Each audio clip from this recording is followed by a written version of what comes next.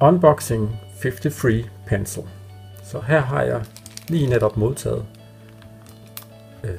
53's Pencil til den app, de har på iPad.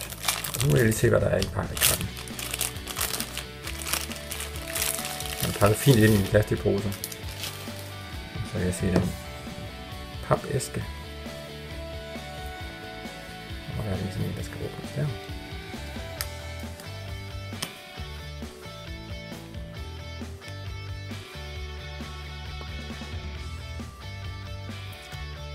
Så.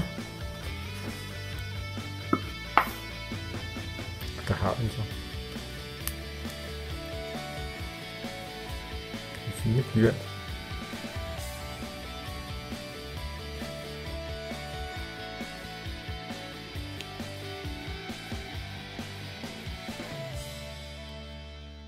Lille manual.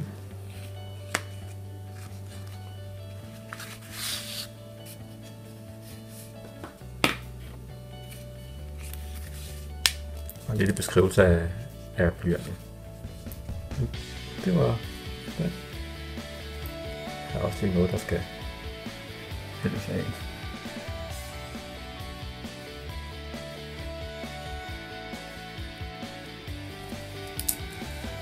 Skubbes ud her.